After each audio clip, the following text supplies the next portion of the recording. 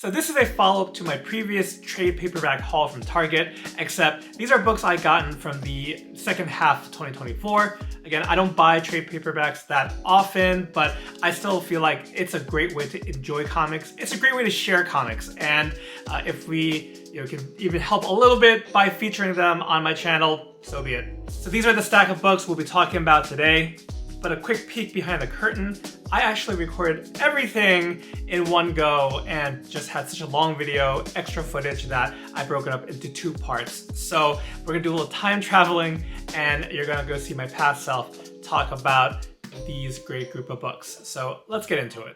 I ordered a gift for someone, but I also ordered something for myself, and this is something that I've been wanting to pick up for a while. It's from the DC Compact Comics series, All-Star Superman.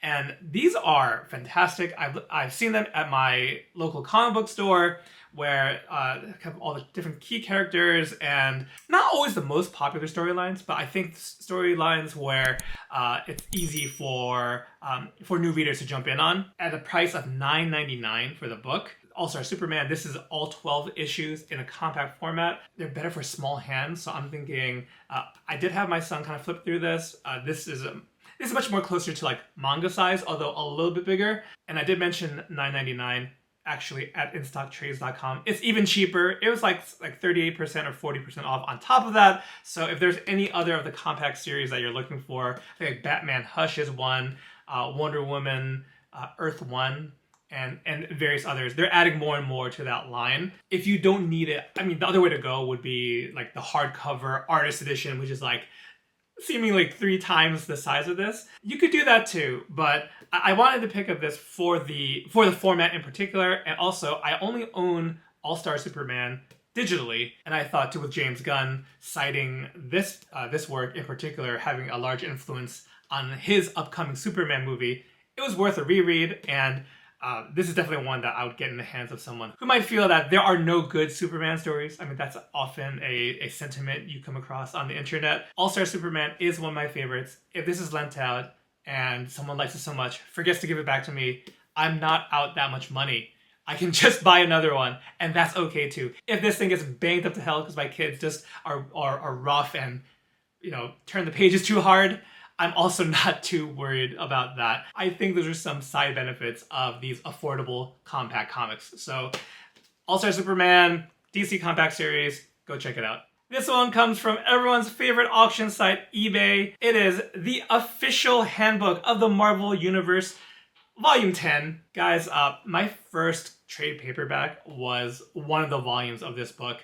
It wasn't even an actual comic book. This would have been like late 80s, early 90s. Trade paperbacks were still kind of like not super common. The sizes would be different. Kind of what was in stock would really greatly vary store to store. This was even before the time of large bookstores. This is pre-Barnes & Noble. So trying to find comic books and trade paperbacks were usually specialty stores. I have a soft spot for this.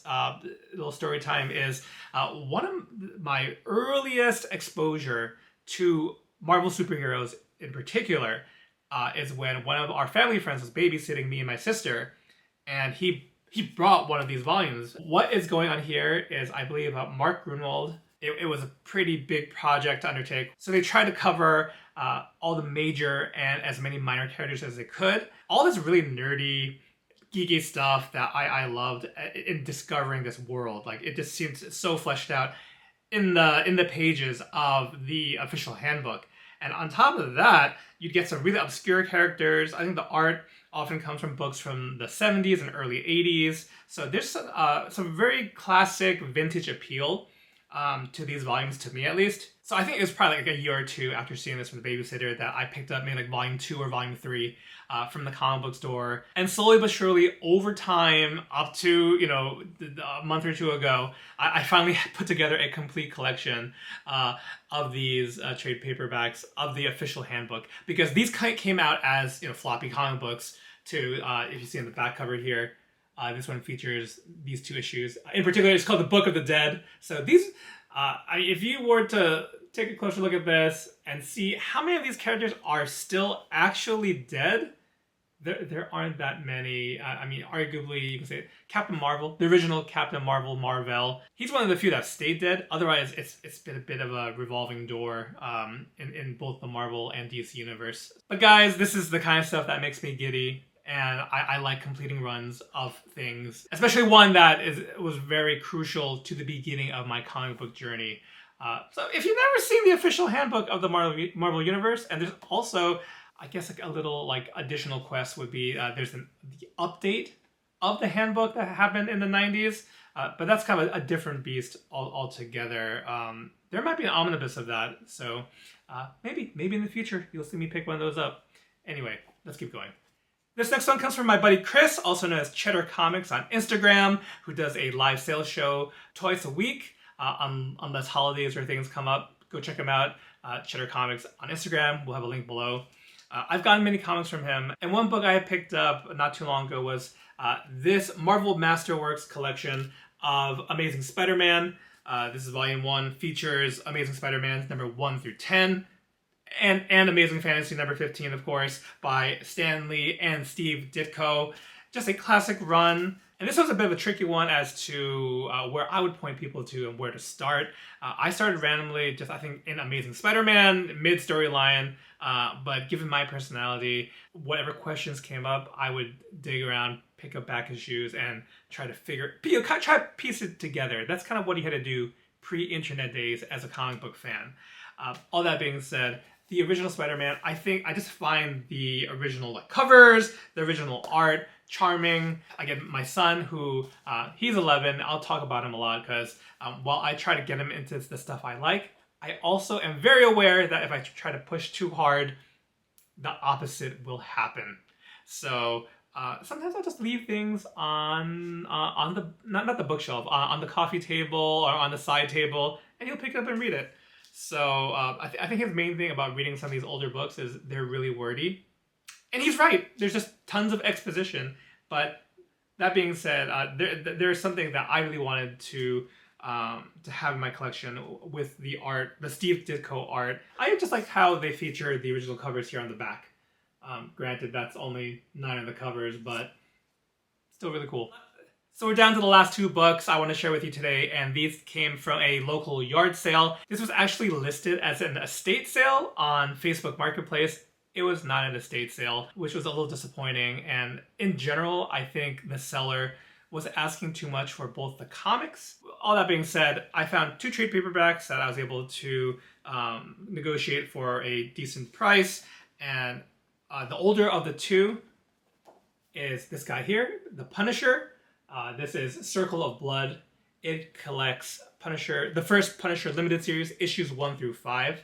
But this one in particular, I wanted because of the Mike Zeck art that's featured, not in the whole volume, but in the greater majority is Mike Zeck. I've seen his work around and just didn't piece it together that it was this one individual that has some very classic renditions of my favorite characters, classic covers. One that really kind of comes to mind is the Captain America Annual. I think it's number 8 with Captain America and Wolverine. That's such a great cover from Zeck. The Punisher's not really a character that I kind of chase or have a lot of history with, but I've heard good things about that first limited series, and more than anything, the artist here featured was what's driving that purchase.